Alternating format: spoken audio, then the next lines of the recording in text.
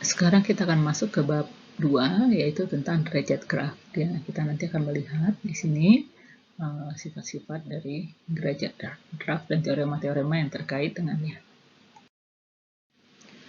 Pertama, kita mengingat kembali definisi dari derajat dari suatu simpul. Derajat dari suatu simpul V di graf, kita tulis simbolnya dV. Itu adalah banyak busur yang hadir pada simpul V tersebut. Kemudian pada graf didefinisikan juga derajat minimum. Waktu itu kita sudah tahu yang dinotasikan dengan delta kecil, yaitu merupakan derajat terkecil dari simpul pada graf G. Dari simpul-simpul pada graf G. Sementara ada juga namanya derajat maksimum yang disimbolkan dengan delta besar, adalah derajat terbesar dari simpul pada G. Nah, dengan definisi ini, maka jika G, misalkan G suatu graf berorde N, dan V adalah sembarang simpul di G, maka sifat ini dipenuhi. Derajat dari minimum dari G itu pasti lebih besar sama dengan 0, dan derajat minimum dari G itu pasti lebih kecil sama dengan derajat dari sembarang simpul V di G, dan derajat dari sembarang simpul V di G itu pasti lebih kecil sama dengan derajat maksimum dari G, dan itu akan lebih kecil sama dengan N-1. Karena kita sedang berbicara tentang graf sederhana, di mana derajat maksimum itu adalah N-1. Jadi kalau misalnya kita punya graf dengan order N, maka satu simpul pada graf tersebut akan bertetangga dengan paling banyak N-1 simpul lainnya. Jadi derajat maksimum pasti lebih kecil sama dengan N-1. Jadi ini adalah suatu pertidaksamaan yang selalu berlaku. Ya. Kemudian nanti kita juga akan melihat hubungan antara derajat dan keterhubungan. Untuk itu kita melihat dulu pengertian jarak antara dua simpul U dan V di G. Dinotasikan dengan DUV, itu adalah panjang lintasan UV yang terpendek. Jadi panjang lintasan UV yang terpendek, maksudnya apa? Misalkan kalau saya mau mencari jarak dari A ke B, berarti saya bisa mencari lintasan-lintasan dari A ke B. Ada lintasan yang mana saja sih? Bisa lintasan AB langsung, bisa juga sebenarnya A, D, AB, terus AD, B, bisa juga A, D, E, B, dan selanjutnya. Ini ada banyak lintasan dari A ke B. Tapi yang ini nanti panjangnya, kita tahu kalau ini ada panjangnya nanti, panjangnya ini 1, sementara ini panjangnya 2. Ingat ya, panjang dari lintasan itu ada banyak busur pada lintasan, dan ini panjangnya 3.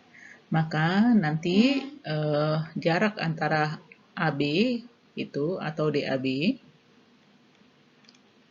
itu adalah panjang lintasan terpendek dari A ke B. Jadi yang terpendek di sini adalah yang ini, maka ini jaraknya adalah 1. Dan sementara nanti Anda bisa lihat DAC itu sama dengan 2 ya. Di sini nanti yang terpendek adalah lintasan yang panjangnya 2 dari A ke B. Itu jarak. Kemudian didefinisikan juga pada G itu diameter dari G. Diameter dari G atau dinotasikan dengan diam G adalah jarak terbesar antara sembarang dua simpul di G. Jadi jarak terbesar antara sembarang dua simpul di G. Maksudnya apa? Di sini kita udah tahu tadi DAB itu sama dengan 1. Kita tahu, nanti Anda bisa cek AC itu sama dengan 2. Terus D, misalnya AD itu sama dengan 1, dan selanjutnya. Nanti Anda cari dari semua jarak-jarak sembarang dua simpul ini, maka yang terpanjang berapa gitu ya. Nah, jarak yang terbesar berapa? Nanti kita akan lihat untuk graf ini jarak yang terbesarnya adalah 2. Sehingga nanti diameter dari graf ini, diam dari G itu sama dengan 2. Hubungan antara derajat dengan keterhubungan diberikan pada teorema 24. Misalkan G adalah graf berorde N. Jika untuk setiap dua simpul yang tidak bertetangga, UV di G, berlaku derajat U ditambah derajat V lebih besar sama dengan N-1, maka G adalah graf terhubung dan diameter G itu lebih kecil sama dengan 2. Untuk menunjukkan hal ini, kita bisa mengambil sembarang dua simpul pada G, sebut saja simpul X dan Y. Nah, kalau ada sembarang dua simpul F, X dan Y pada G, maka ada dua kemungkinan pada X dan Y.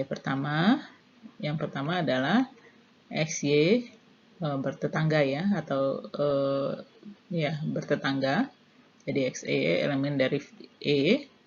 Maka jika XY elemen dari E, berarti ini kedua simpul ini berarti ada lintasan yang menghubungkan XY, dan itu berarti D-nya terhubung.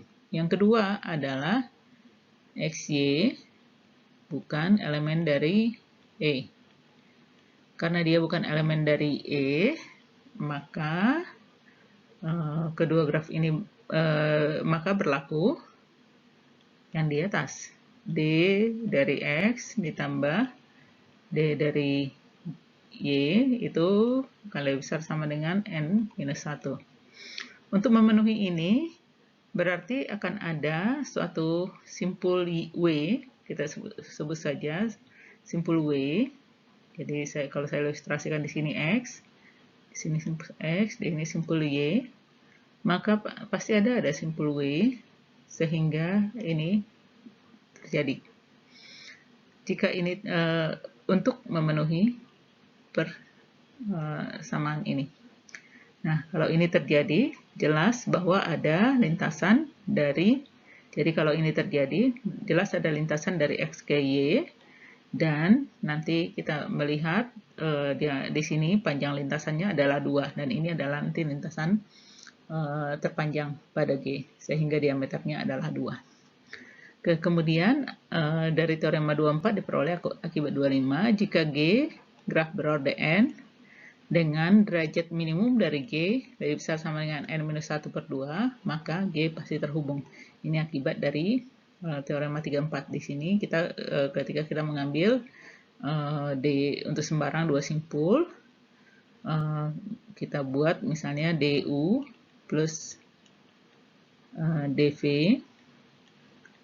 itu lebih besar sama dengan N-1 tadi. Jadi kalau kita misalkan DU dan DV itu sama-sama derajat minimum, maka nanti 2 delta G itu besar dengan N-1/2. Kemudian kita akan melihat graf teratur. Jika derajat minimum dari G sama dengan derajat maksimum dari G, maka derajat dari setiap simpul di G adalah sama. Nah, graf G yang setiap simpulnya mempunyai derajat yang sama, jadi derajatnya sama untuk setiap simpul, disebut graf teratur.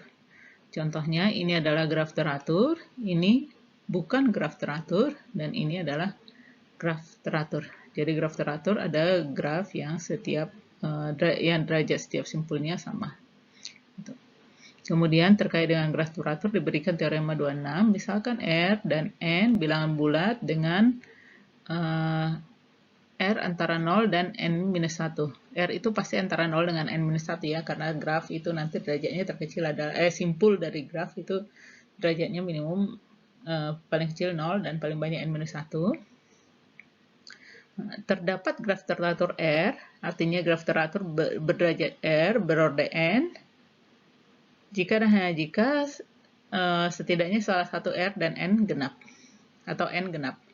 Jadi artinya kalau misalnya ini ada dua parameter ya, dan N itu menyatakan orde dari graf, dan R itu menyatakan derajat dari graf teratur. Nah, ini tidak bisa kedua-duanya ganjil. Sebab ini akibat dari handshaking theorem ya. Jadi kalau kedua-duanya ganjil, nanti Anda kalau kalikan ganjil dengan ganjil, Anda kalikan N dengan R, ini kan hasilnya ganjil ya.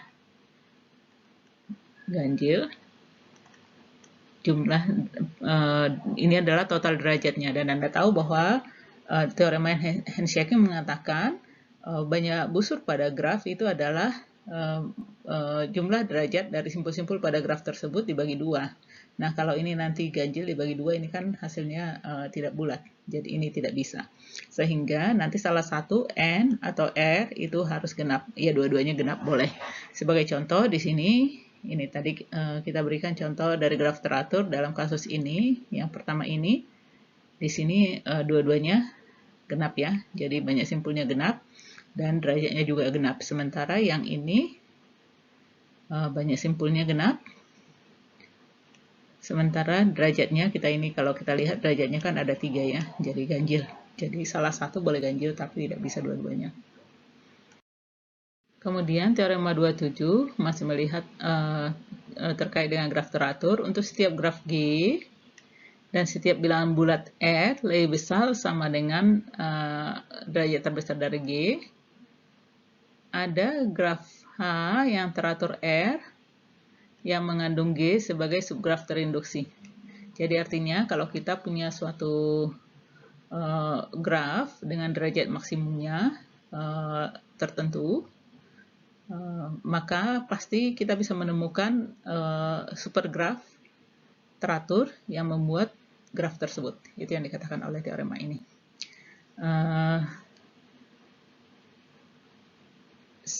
Sebagai contoh, untuk graf G berikut, cari graf teratur 5 dengan orde minimum yang memuat G sebagai subgraf terinduksi.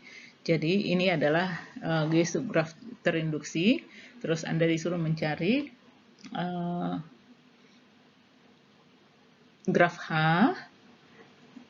yang teratur 5, jadi nanti derajatnya harus 5 semua, yang membuat ini sebagai subgraf terinduksi.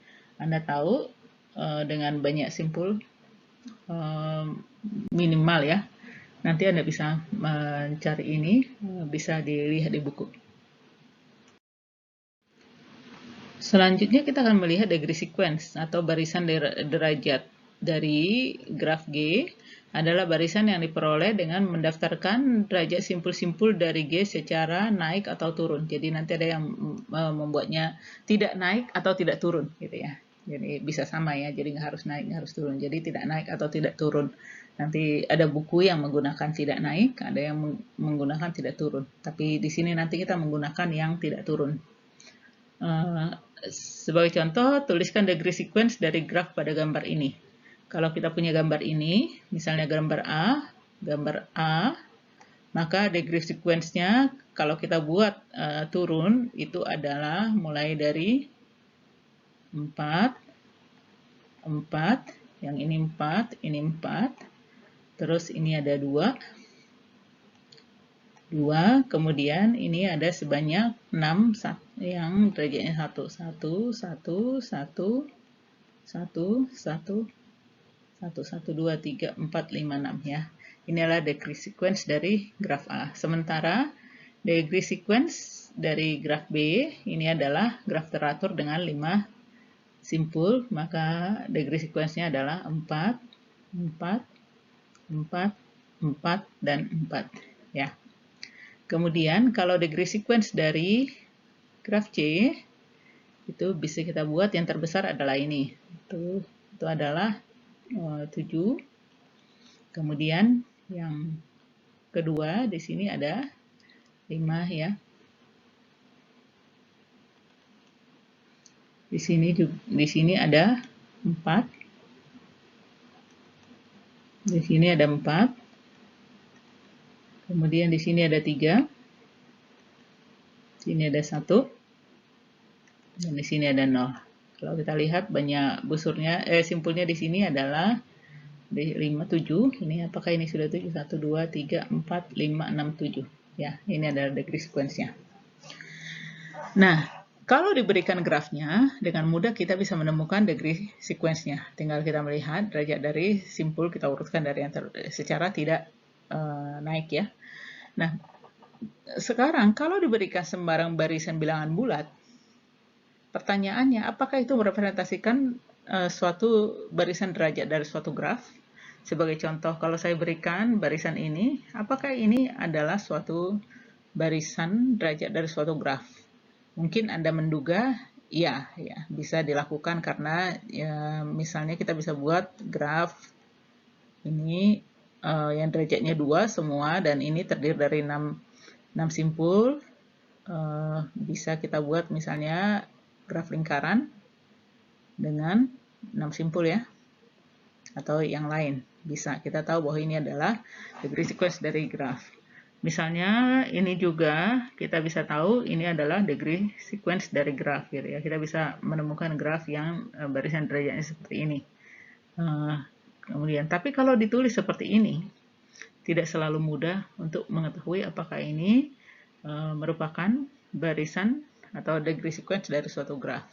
Untuk itu, kita akan melihat bagaimana sih menentukan apakah suatu barisan bilangan bulat itu merupakan degree sequence dari suatu graf.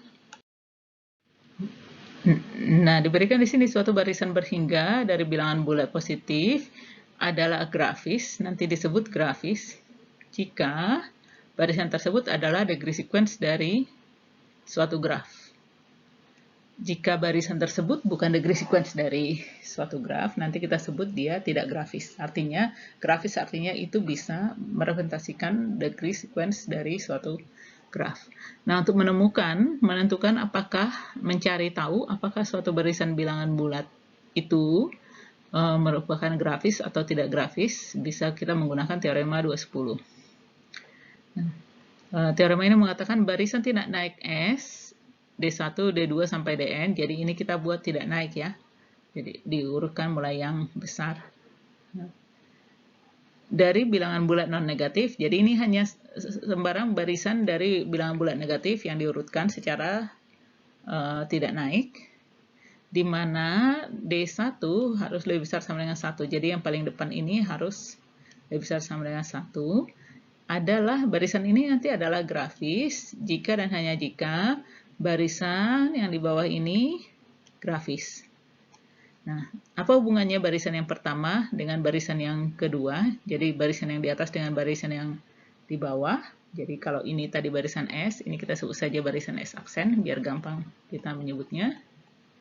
Ini barisan X aksen diperoleh dengan menghapus suku pertama dari barisan S, jadi D1. Ini kan suatu simpul berderajat D1 ya. Nah, kalau ini kita hapus, berarti derajat dari simpul di bawahnya, jadi sepertinya kita mengasumsikan dia bertetangga dengan sebelahnya sampai sebanyak D1 gitu. Jadi derajatnya ini harus dikurangi 1, derajat sebelahnya juga dikurangi 1 sampai sebanyak D1. Sehingga nanti kita akan peroleh di sini menjadi D1 minus D2 minus 1, D3 minus 1 sampai D1 plus 1 minus 1, sementara sisanya itu tetap. Nah, kalau ini grafis, S aksen grafis, maka S juga grafis. Artinya apa? Nanti teorema ini kita bisa terapkan berulang-ulang untuk akhirnya kita dengan mudah melihat barisan ini grafis apa bukan gitu. Sebagai contoh diberikan barisan S seperti ini. Ini apakah barisan ini grafis atau barisan di bawah ini? Kita juga bisa memeriksa apakah barisan ini grafis. Untuk itu, sebagai yang pertama, kita bisa lakukan nanti mencari S aksen. Tadi dikatakan, ini D1-nya kita hapus. Dan nanti yang di sebelahnya berkurang 1, ini menjadi 3, sebelahnya juga menjadi 2, sebelahnya menjadi 2, jadi ini 1, 2, 3, 4, 5. Oke. Nanti 1, sisanya ditulis 2, 1, 1, 1 seperti ini. Ini nanti kita peroleh aksen. Sehingga selanjutnya nanti kita bisa menerapkan teorema 210 ke barisan ini. Untuk lebih lengkapnya kita akan lihat di halaman berikutnya. Untuk contoh yang tadi, kita punya barisan S yang isinya adalah seperti ini.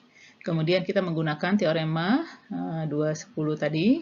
Nah, kita menghapus ini. Dan nanti ini akan berkurang 1, 1, 2, 3, 4, 5. Masing-masing derajatnya akan berkurang 1. Sehingga kita peroleh S aksen yang di sini. Namun, tadi kita membuat degree sequence itu, barisan derajat itu tidak naik. Nah, karena ini ada yang naik, jadi kita ubah aja. Kita rearrange ya, kita atur ulang menjadi seperti ini.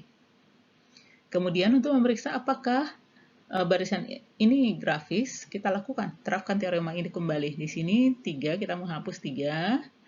Berarti ini akan berkurang 1, dan berkurang 1. Gitu. Sehingga nanti kita peroleh S double accent seperti ini. Dan kalau Anda lihat, ini adalah graf dengan 1, 2, 3, 4, 8 simpul yang masing-masing derajatnya 1. Dan kita tahu ini grafis. Grafis dalam arti kita bisa menggambar graf yang terdiri dari 8 simpul dan seluruh derajatnya 1. Seperti itu diberikan di G2 di sini. Jadi ini adalah representasi dari S double accent gitu. Namun kan yang mau kita tanya tadi adalah apakah S itu barisan dari degree sequence dari suatu graf. Nah, karena ini adalah degree sequence dari suatu graf, maka menurut teorema 210 tadi, maka ini juga adalah degree sequence dari suatu graf. Nah, bagaimana cara mengkonstruksi grafnya? Di sini diberikan contohnya. Ini adalah untuk S double accent. Ini untuk barisan S double accent bisa kita buat grafnya seperti ini. Kemudian tadi ini kita peroleh dengan mencoret satu titik, satu simpul, dan 3 simpul dikurangi derajatnya masing-masing 1. Sehingga kalau kita mau mengembalikan, artinya kita menambahkan satu simpul berderajat 3 yang bertetangga dengan 3 simpul berderajat 1. Sehingga bisa kita gambar seperti ini. Gitu ya. Jadi ini adalah representasi atau graf dari S aksen. Gitu ya. Kemudian untuk memperoleh S, tadi kita mencoret satu simpul dan yang bertetangga dengan simpul-simpul lain. Gitu ya.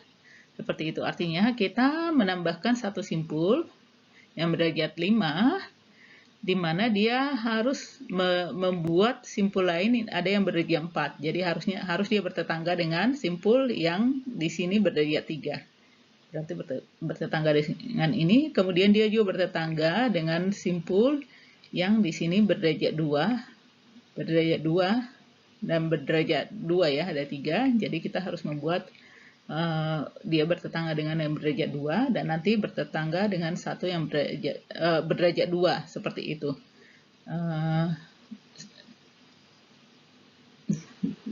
Sehingga nanti kita bisa mengkonstruksi graf yang punya degree sequence sama dengan S seperti ini.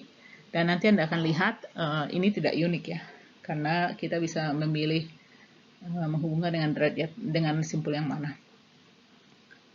Ini contoh 211. Nah, sekarang contoh berikutnya. Apakah barisan ini grafis? Nah, sama dengan yang tadi. Ini S, terus mendapatkan S aksen. Kita coret ini, dan ini dikurang 1, 2. Ini juga dikurang 1, 1, dikurang 1, dikurang 1, dikurang 1, dikurang 1. Dan nanti kita akan memperoleh S aksen. Nah, untuk memeriksa apakah ini grafis atau enggak, kita lakukan hal yang sama. Ini kita coret. Nanti ini dicoret satu semua, dan kalau kita lakukan kita akan memperoleh yang di bawah ini. Ternyata nanti ada simpul berderajat -1, itu tidak mungkin, berarti ini bukan grafis.